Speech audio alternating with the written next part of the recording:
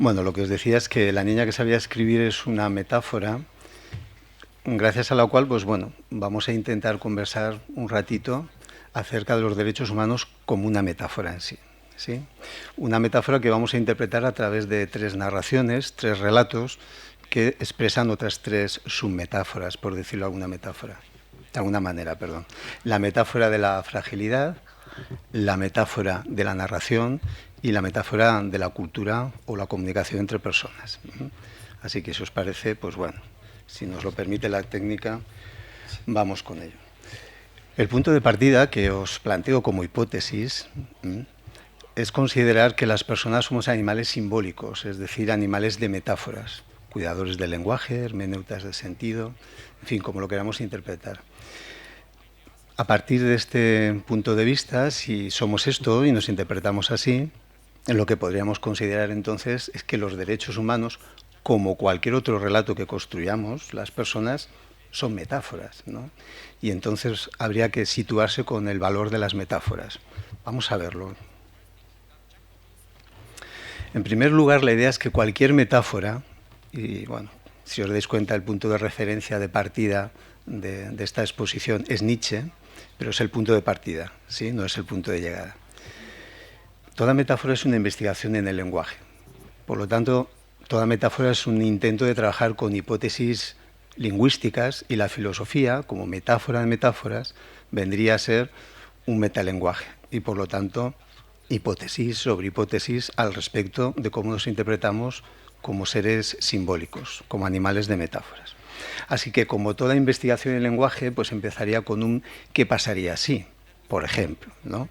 O en terminología más pragmatista o más deweyana, ¿para qué nos sirve, en este caso, la creación de la metáfora de los derechos humanos? Pero antes de entrar en ello, sí que quisiera hacer un pequeño matiz, una pequeña consideración, que lo tenéis proyectado ahí debajo de ¿qué pasaría si? Este ¿qué pasaría si? Nos suena a cómo empiezan los cuentos para los niños, ¿no? Había una vez, ¿no? Hace mucho, mucho tiempo, érase que se era. Siempre hemos intentado distinguir en la tradición occidental 2 estilos literarios, 2 estilos de comunicación un poco diferentes. El de la dialéctica o el de la lógica que nos lleva a la verdad, es decir, el discurso epistemológico, que responde a una tradición platónica. Y por otro lado, la interpretación del lenguaje como esa capacidad para crear mundos, para imaginar, para fantasear, para narrar. Así que por un lado parecía que estaba el camino de la verdad, la aletheia que desvelaba esas realidades ocultas, y por otro lado está esa vía del error que decía Platón, ¿no? La poesía, los relatos, en fin, nos viene muy bien para distraernos, pero nos quita de lo esencial y de lo fundamental. Bueno, el planteamiento, la hipótesis con la que trabajamos, que es una hipótesis, como veis, nietzscheana, digweyana, wittgensteiniana, pues sería que en realidad se me escapó.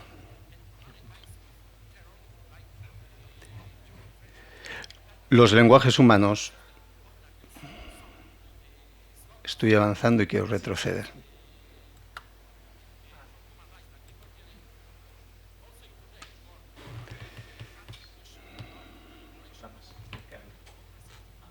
Ahí, perfecto. Que en realidad los lenguajes humanos son creaciones simbólicas de mundos y, por lo tanto, una especie de horizontes o medidas de qué es lo deseable, en el sentido weberiano de modelos ideales, de idealtypen, ¿no? Bueno, pues a partir de aquí, la idea de la metáfora de los derechos humanos la vamos a plantear a través de 3 pequeños relatos. El relato de la fragilidad, el relato de la narración y el relato de la cultura. El primer relato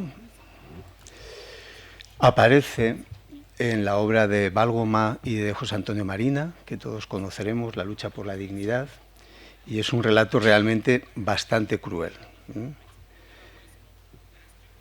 En Sierra Leona, los guerrilleros cortan la mano derecha de los habitantes de una aldea antes de retirarse. Una niña que está muy contenta porque ha aprendido a escribir, pide que le corten la izquierda para poder seguir haciéndolo. En respuesta, un guerrillero le corta las dos. Una historia cruel, ¿no? Es una historia que está documentada en el New York Times y que utiliza Marina precisamente para iniciar el libro, y si veis la imagen, pues aparece la niña con las dos manos amputadas, ¿sí? Es el logo que luego va a ir apareciendo en el pie de página de todas las diapositivas que vamos a ir viendo. Bueno, pues yo creo que esta es una buena manera de empezar una reflexión sobre los derechos humanos. La idea fundamental es que los derechos humanos parten de una realidad antropológica o de una manera de hablar de nosotros como seres humanos frágiles. En la charla que hizo ayer Fernando Savater, supongo que los que estáis aquí, supongo que igual tuvisteis la oportunidad de asistir, él planteaba que los derechos humanos, o en general el discurso de la ética, era un discurso como discurso de la libertad que se salía del discurso de la biología. Yo lo que quiero plantear es exactamente lo contrario, ¿no? Hemos tenido ocasión de discutirlo, Fernando y yo, en alguna ocasión con Marta presente, ¿no? En realidad, si nosotros estamos obligados a construir interpretaciones del mundo y a construir lenguajes, a crear maneras de vivir y de actuar en él, es porque nuestro código genético nos obliga, porque nuestra estructura neuronal nos obliga a ello. Y menos mal que nos obliga, porque si no lo hiciera, pues lo que pasaría es que desapareceríamos, porque somos una entidad orgánica que no tenemos respuestas para el entorno, luego las tenemos que inventar. Al no tenerlas, somos frágiles. Esta es nuestra gran fragilidad. Y sobre todo, y en esto sí que estoy completamente de acuerdo con Fernando, en lo que él nos dijo ayer, esto lo hacemos con otras personas, ¿sí? Es decir, los lenguajes son públicos y solamente somos personas y otras personas nos reconocen como personas. Esta es la gran fragilidad de los derechos humanos.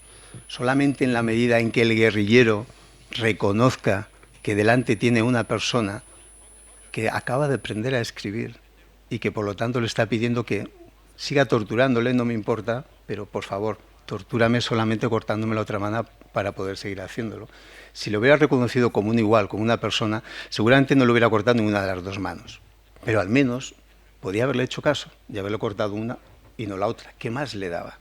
Bueno, lo que hizo no solo fue cortar una, sino que fue cortar las dos, ¿sí? Hay una historia que cuenta Rorty en una obra suya que es realmente espeluznante y habla de un acontecimiento similar a este o más cruel en la guerra de Kosovo. Una mujer estaba siendo violada por un grupo de soldados y tenía a su hijo recién nacido al lado. Cuando acabaron de violarla, en la primera tanda de violaciones, pidió por favor que le acercaran al niño para darle de mamar, para amamantarlo. Y uno de los guerrilleros kosovares, pues efectivamente, se lo acercó, pero cortándole la cabeza y se lo puso al lado. Ahora le das de mamar. ¿Cómo los seres humanos tenemos esta capacidad para hacer actos tan crueles? ¿Dónde habitan los derechos humanos? La hipótesis de trabajo que yo quería someteros a consideración para que la cuestionáramos y la conversáramos al final, si os parece, es que los derechos humanos, de suyo, no existen. No existen si no los hacemos venir, ¿de acuerdo? Por lo tanto, este es el principal drama o el principal problema y a la vez la principal ventaja de los derechos humanos. Como es algo que podemos construir realmente, en la medida en que deseamos transformar el entorno, no en estos vínculos crueles que acabamos de decir, cortándole las manos a las niñas o bien decapitando al hijo de una madre que quiere cuidar de él y amamantarle. Si queremos transformarlo no en esos contextos, sino en contextos de reconocimiento mutuo, como decía José hace un momento, si queremos hacer un reconocimiento de los demás como fines en sí mismos, pues realmente educar en los derechos humanos es algo que merece la pena, pero es algo que tenemos que construir y por lo tanto depende de una narración. Cómo construimos las narraciones y cómo son las narraciones del mundo en el que vivimos determinan si realmente los derechos humanos son realidades que existen, que las hacemos venir, o son ni siquiera utopías, meras quimeras, realidades imposibles, porque no están en ningún sitio para depositarlos en la mente de los humanos y obligarles a comportarse con humanidad con otros humanos. ¿Sí? El último matiz que quería comentar antes de continuar es el matiz del poder de la escritura, ¿no? La niña elige o quiere elegir, no puede hacerlo, quiere elegir seguir escribiendo, ¿sí? Hay un texto de Emilio Lledó precioso, que es El surco del tiempo, en el que reflexiona al respecto de la escritura. Es una reflexión a partir de unos textos de Platón y toda la reflexión es esta. Y una de las ideas que transmite, y que yo quiero imaginar que aunque sea inconscientemente estaba detrás de la imaginación y de la mente de aquella niña, es la idea de que cuando escribimos y nos distanciamos un poquito de la cotidianidad y de las experiencias en las que la vida nos arrastra continuamente, es cuando tenemos el momento de la consciencia y podemos elaborar y construir nuestra identidad, ¿sí? Bueno, si os parece pasamos al siguiente relato, y el siguiente relato nos plantea más o menos esto. Si no somos capaces de construir redes de relaciones sociales en las cuales las narraciones a las que nos acostumbramos, con las que crecemos, nos humanicen y generen en nosotros la metáfora de los derechos humanos, estos no existen y quizás la vida no merezca la pena ser vivida. Y el ejemplo lo tenemos ahora. Nuestra sociedad tiene una Declaración Universal de Derechos Humanos y muchas adyacentes, pero en realidad la metáfora que funciona, lo sabemos todos, es la metáfora del mercado. Y la metáfora del mercado, como decía el subtítulo de la comunicación que os estoy presentando, es inhumana, porque el mercado, yendo directamente a lo que decía José antes, nos trata como cosas, como objetos, ¿de acuerdo? No nos trata como personas, nos trata como consumidores, productores, no como agentes simbólicos, creadores de sentido, como constructores de mundo, como creadores de maneras de vivir. Por lo tanto, el discurso de los derechos humanos y el discurso de los mercados es absolutamente externo. Una manera de abordar esto, creo que la plantea Rosa Montero en una novela suya, que es Temblor, y que os recomiendo fervorosamente. Es una novela filosófica apasionante.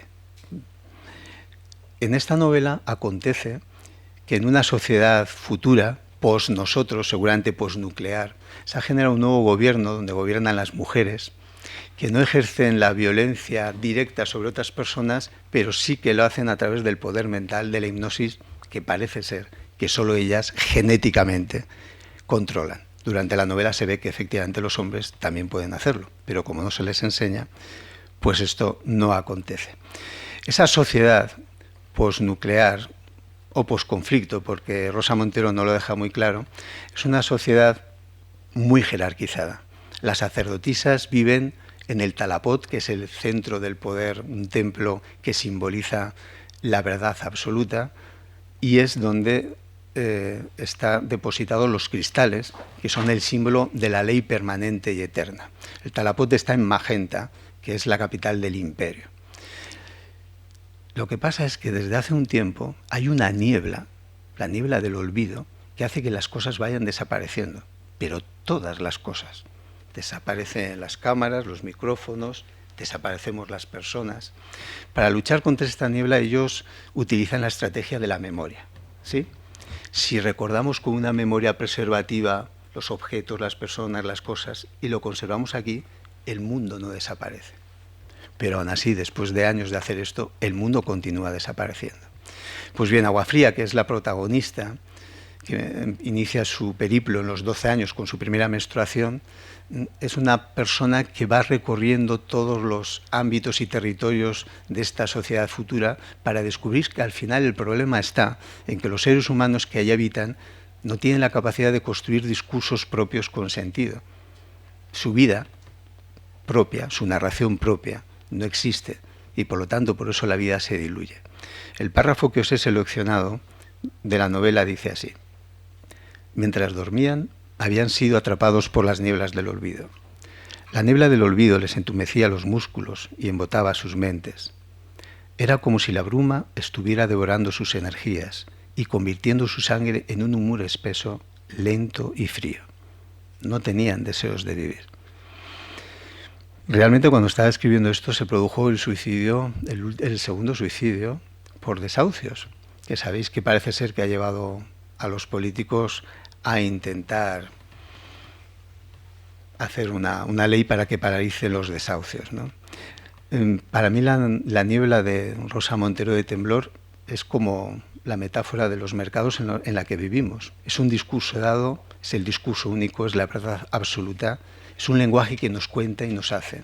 Nosotros somos personajes de esa novela que ya está contada y por lo tanto nuestra vida no tiene sentido, sino que transitamos a través de los deseos, de los intereses, casi siempre en beneficio propio, de quienes controlan los mercados. ¿Sí? ¿Qué pasaría si la memoria no fuera lo que plantean estos personajes de la novela de Temblor? No fuera un instrumento para detener el mundo, sino que fuera un instrumento para crearlo. ¿Qué pasaría si la memoria fuera la imaginación de cómo nos relacionamos con el entorno? Si fuera el instrumento, la técnica, el recurso, esa parte de nuestra estructura neuronal que nos permite sostener nuestros sueños de identidad personal. Y que lo hace solamente cuando se abre el ámbito de lo posible. No el reconocimiento, el reflejo, la copia, la imitación de lo que existe en el mundo, que sería el discurso epistemológico, platónico que hemos heredado nosotros. No el discurso de la verdad, el discurso del sentido.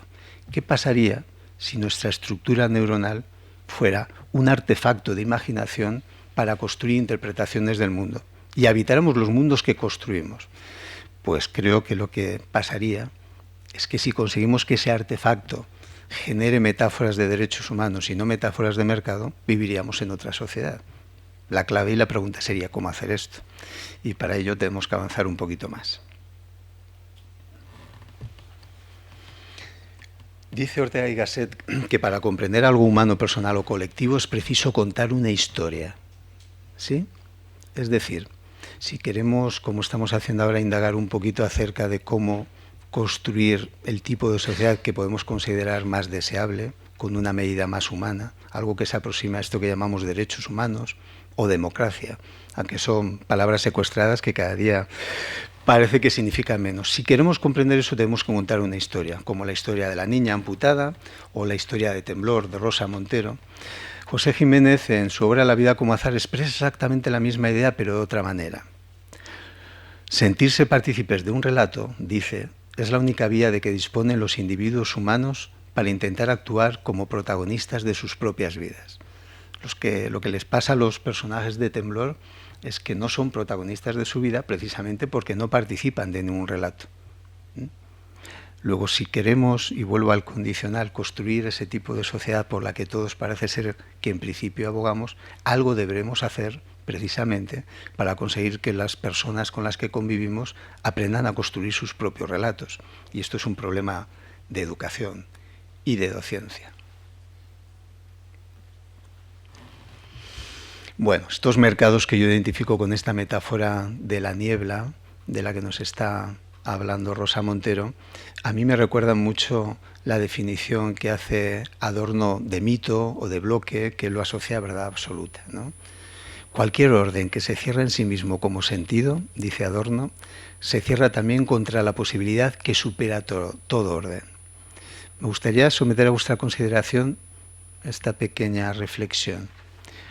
¿No será que cualquier discurso humano que se presenta como verdad, en el sentido fuerte de la palabra, verdad absoluta, verdad incuestionable, como lo que no admite lo otro posible, ¿no será que cualquier discurso humano que se presenta así es un mito?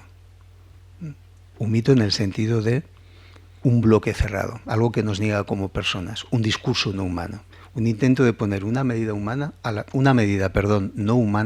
a las relaciones humanas.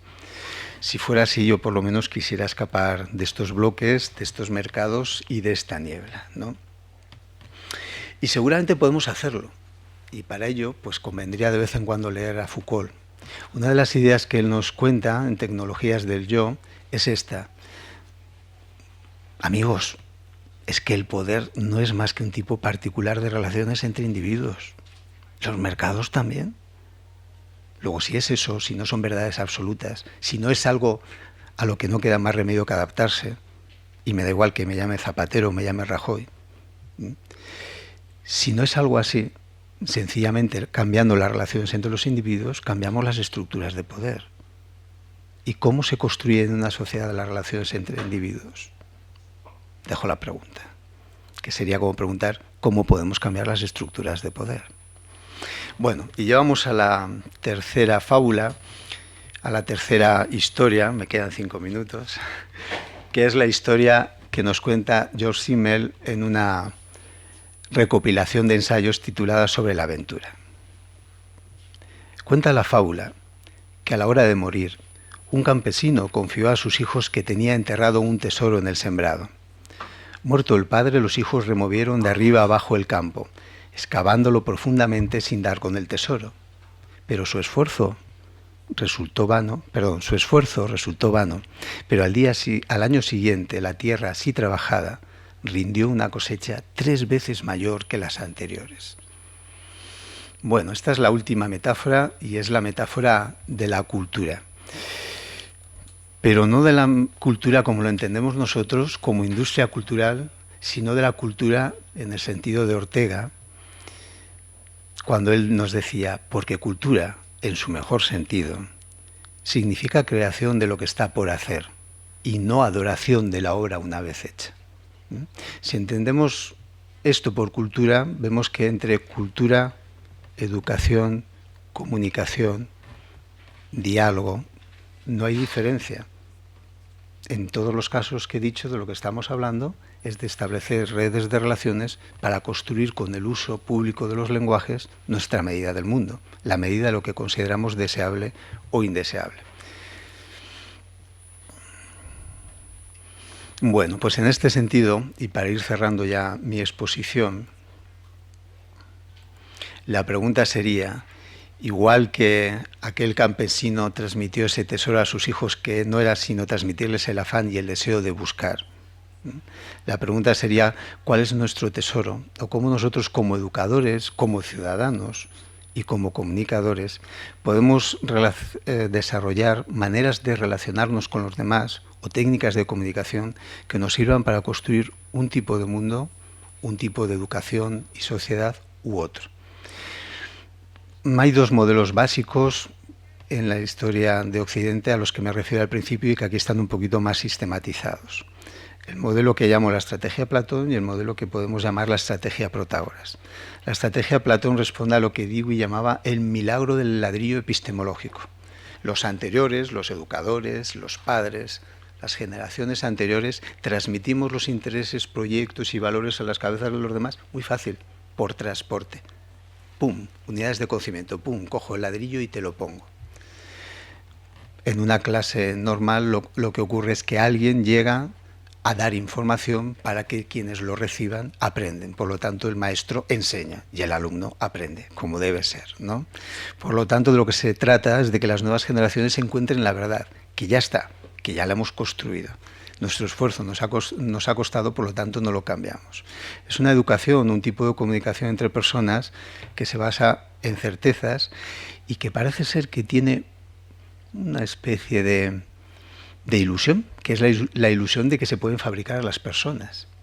En una obra encantadora, el pedagogo Philippe Mériès, titulada Frankenstein educador, asocia la narración de Frankenstein de Mary Shelley con la tarea de los educadores. Y dice, ¿podemos fabricar personas? ¿Esto es posible? ¿Esto cómo se hace? Cuando Frankenstein, que no era el monstruo, que era el doctor, genera la criatura, que no tiene nombre, pero todos le llamamos Frankenstein, curioso. Cuando hace esto y ve que está viva y no lo reconoce como un igual, cree que es un monstruo y lo abandona. Y el resultado es que él termina siendo un monstruo, ¿sí? No podemos fabricar personas. ¿Qué es lo que podemos hacer? Bueno, pues el otro planteamiento, ese que no busca medidas absolutas ni se plantea cuál es la esencia de las cosas, que no busca ese ti esti del cual tiró Platón, qué es la justicia, qué es la verdad, qué son los derechos humanos. Ese otro planteamiento que es pragmatista, en el sentido de Nietzsche, de Wittgenstein, de Dewey, por dar referencias, ese que busca la medida relativa de los saberes, para qué nos sirve, qué clase de persona, de sociedad nos permite construir. Quizás esto lo podamos hacer si utilizamos como técnica de comunicación la de las comunidades de investigadores, narradores, personas que en los ámbitos de convivencia en los que se desenvuelven, por ejemplo en las aulas, van a investigar. Es decir, a dialogar el sentido del mundo que hemos construido, a construir el propio conocimiento, los propios intereses y los propios proyectos en esa interacción en el aula. En este sentido, la tarea del profesor sería la de conseguir que los alumnos formen parte de ese último verso del poema de Borges que se llama Los justos, el que prefiere que los otros tengan razón, el que prefiere que los otros tengan la capacidad de construir su interpretación del mundo, el que ayuda a los demás a que busquen el sentido, a que se zambullan en las incertidumbres, a que creen los valores. Y todo esto, como no se puede hacer fabricando personas, pues haciéndolo todo sin hacer nada, como decía Rousseau. Esta es una frase conocida del Emilio de Rousseau. ¿En qué consiste hacer todo sin hacer nada? En que el educador vaya al aula a generar situaciones que obliguen a los alumnos a tener que construir el sentido del conocimiento, de los intereses y de los valores que se están generando en esa microsociedad que es toda relación educativa en el aula. Bueno, para finalizar para finalizar ya la comunicación y antes de pasar a referirme un poco al proyecto Mi Balza Roja y que sepáis un poco lo que estamos haciendo editorialmente, las publicaciones que estamos desarrollando y el trabajo de investigación docente y filosófica que llevamos a cabo, una última referencia a Matthew Lipman, que es es el fundador del Movimiento de Filosofía para Niños en Estados Unidos, y nosotros continuamos un poco, como he dicho antes, igual con Nietzsche, pues igual con Lipman. Continuamos su conversación abierta al respecto de cómo hacer filosofía para niños, entendiendo que niños no es una edad cronológica, sino un estado del espíritu, ¿no? El de aquel que quiere construir los nuevos valores. Dice Lipman en su obra La filosofía en el aula que una idea comúnmente admitida es que la reflexión genera diálogo, cuando de hecho es el diálogo el que genera la reflexión. Esto podría ser el resumen del punto de vista que intentaba plantearos con la metáfora de los derechos humanos. Solo en la medida en que vayamos a las aulas o en los contextos y entornos de convivencia con personas a construir el diálogo de la metáfora, del reconocimiento de los demás, esta existe. Y si no, es imposible. Bueno, Mi Balza Roja, como os he dicho, es un grupo de investigación, acción docente y filosófica que hemos construido en los últimos 2 años. Algunas personas que pertenecen al grupo las tenéis muy cerca, porque una es Marta Nogueroles, que la tenemos aquí delante, otra es Delia Manzanero, que es una de las personas responsables del encuentro que estamos teniendo en estos momentos. Este grupo de investigación, además de la acción educativa en nuestros contextos concretos, docentes en los que nos desenvolvemos, tiene planteado 3 ámbitos de publicaciones. La primera es la revista de Filosofía para Niños, que tenéis aquí, que lleva ya 2 números, vamos a por el tercero. La segunda es la colección Cartografías Imaginarias en la ERTES, os lo lanzo como novedad editorial, porque sale al mercado a partir de marzo, por lo tanto todavía no existe, ¿no? Próximamente lo tenemos ahí. Que tiene previstas esas publicaciones que tenéis ahí, alguna de Delia, otra de Marta, otra de Walter, un profesor que está trabajando en Río de Janeiro. Y el tercer ámbito de trabajo que tenemos pensado, pero esto ya es un sueño a largo plazo porque esto sí que requiere una gran inversión editorial y de momento no lo hemos conseguido, es que toda esta idea que os acabo de comentar de educar a través de narraciones y de historias se plasme en novelas, tal como hizo el programa de filosofía para niños que Lipman desarrolló en su momento, en novelas que llevemos a las aulas como materiales desencadenantes del diálogo y de la conversación, para que a partir de ahí sean los propios alumnos y la propia comunidad de investigadores y narradores la que construya el conocimiento y, por lo tanto, los libros de texto. Es muy difícil que una editorial apueste por que no haya libros de texto. Entonces, ahí estamos en esa paradoja. Estas son las 2 últimas ediciones de la revista. La de la derecha va a salir a la venta seguramente a finales del mes que viene. Este es el primer libro de la colección Cartografías Imaginarias, Otra educación es posible. El prólogo es de Victoria Camps y han colaborado Sabater, Mayor Zaragoza, Marta, en fin, un montón de personas súper interesantes y apasionantes. Son 15 conversaciones entre 2 o 3 personas acerca de algún matiz diferente de Otra educación es posible. Otra educación ciudadana es posible, otra educación del consumo es posible, otra educación para el feminismo es posible, así 15 ítems que hemos trabajado. El siguiente libro que va a salir en la colección es un libro mío llamado Filosofía y Fragilidad, este estará a mediados del año que viene, que desarrolla las ideas que os he dicho antes al respecto de dos maneras de interpretar la filosofía y la metáfora de Occidente, a través de la estrategia platónica de la búsqueda de la verdad, del conocimiento científico, la epistemología, o a través de la estrategia narrativa que asociamos a Protágoras de la búsqueda de la construcción de la medida humana a través de la conversación y del diálogo. En fin, pues si alguien está interesado, sabe que está ahí. Pues muchas gracias por vuestra paciencia.